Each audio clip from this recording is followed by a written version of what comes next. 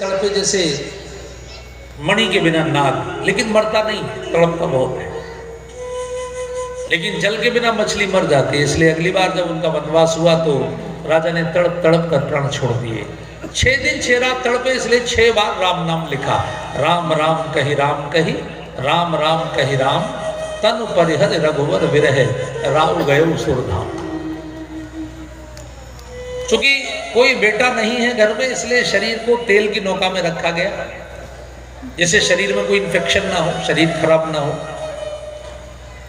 तेल भी हमारे सारे इन्फेक्शंस को दूर करता है। पहले हम लोग बहुत सारी चिकित्सा तेल से करते थे, अभी एलोपैथी आने के बाद हम अपनी पारंपरिक पद्धतियों को छोड़ते जा रहे हैं। तेल का बहुत बड़ा रोल होता है। तो तेल की नौका में आप रामायण पढ़ेंगे तो उसमें लिखा है,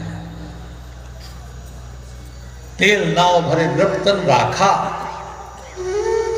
पहले जो बच्चे जल्दी जन्म ले लेते थे, आजकल तो डॉक्टर उनको मशीनों में रखते हैं, बड़ा महंगा उसका किराया लेते हैं, लेकिन पहले माताएं तेल में रुई का फाया भिगो के और उसमें अलसी के तेल में उसमें बच्चे को रखती थी। तो वो बिल्कुल वैसा ही वातावरण होता है जैसे माँ के गर्भ का वातावरण होता है। भरत जी को बुलाया गया और श्री भरत जी जब आए हैं तो गुरुजी ने कहा कि दूतों से कि भरत को ये मत बताना कि क्या अयोध्या में क्या घटना घटी, नहीं तो आ नहीं पाएगा, हो सकता है रास्ते में कुछ कर लेगा, बहुत सेंसिटिव है। केवल इतना बताना कि गुरु की आज्ञा है, तुरंत आना है। और भरत जी आए तो आप देखिए, राजनीति कई बार व्यक्ति अगर वो हमारे संस्कारों का नहीं है तो कैसा हो जाता है। कैकेयी भरत जी का स्वागत आरती के थाल से कर रही है, श्रृंगार करके। भारतवर्ष की कोई भी महिला ऐसा नहीं कर सकती।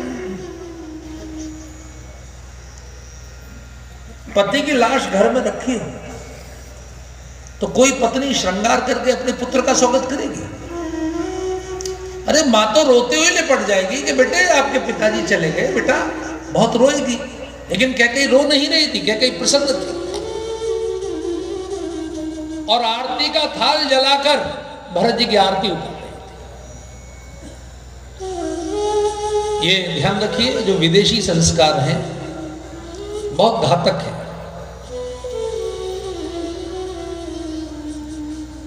कैकेयी जो आई हैं वो ईरान से आई हैं। ईरान को कैके देश बोलते हैं, काकेशस पर्वत श्रृंखला का देश।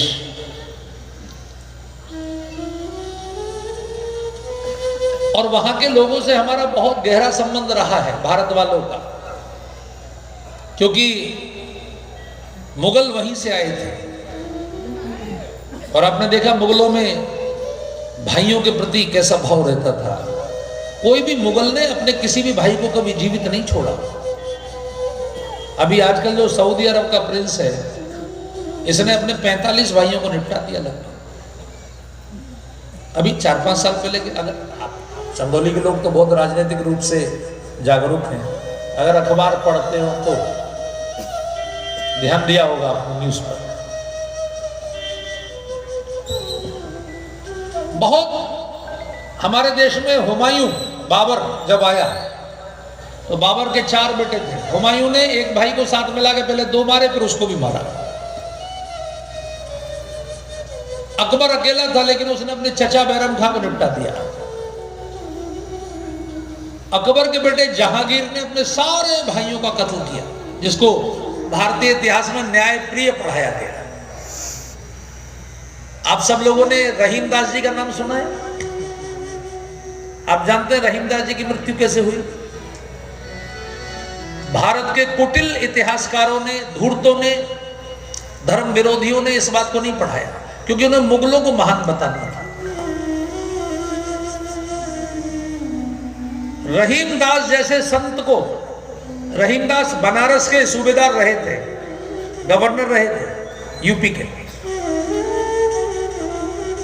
जहांगीर जब सत्ता पे बैठा तो रहीम छोड़ के भागे, उन्होंने त्याग पत्र दे दिया। उन्होंने कहा भाई मुझे राजनीति में रुचि नहीं है, इतने बड़े विद्वान संत को अपने प्राण बचाने के लिए चित्रकूट में भेष बदलकर रहना पड़ा।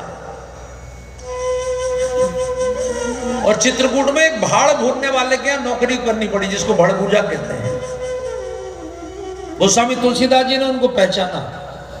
जब वो भाड़ भून रहे थे तो कुछ गुनगुना रहे थे। गोस्वामी जी समझ गए, रहीमदास जी।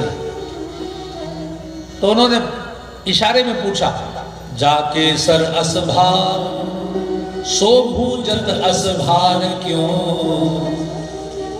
यानी जिसके सिर पर इतना बड़ा दायित्व तो सूबेदार का रहा हो, भाड़ क्यों भून रहा है।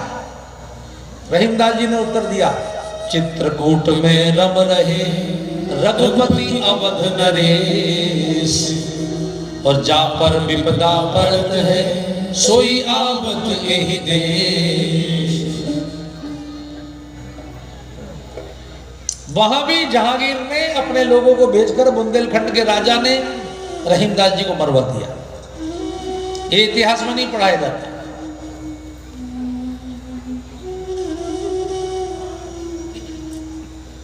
गीता प्रेस ने उनकी माताजी के भजन छापे हैं। उनकी बहुत प्रसिद्ध पंक्ति है, रहीमदास जी की माताजी ताज बीबी, उनकी समाधि है गोकुल में। उनकी पंक्ति थी, हूं तो तुर्कानी लेकिन हिंदुआनी कहूंगी, मैं तो गोविंद के गुण गाऊंगी। तो ये मुगलों ने किया। ऐसी शाहजहां ने, औरंगजेब ने तो अपने बड़े भाई दारा शिकोह को पूरी खाल उतरवा के जिंदा लोथ को हाथी पर 3 दिन दिल्ली की गलियों में घुमाया था। तो वहां के संस्कार हैं, हिंदुस्तान के अपने संस्कार हैं। यहां बड़ा भाई स्वामी, छोटे भाई सेवक। लेकिन कहते जो विदेश की जब रानी लाओगे तो फिर जब विदेशी रानी आती है तब यही गड़बड़ होती है।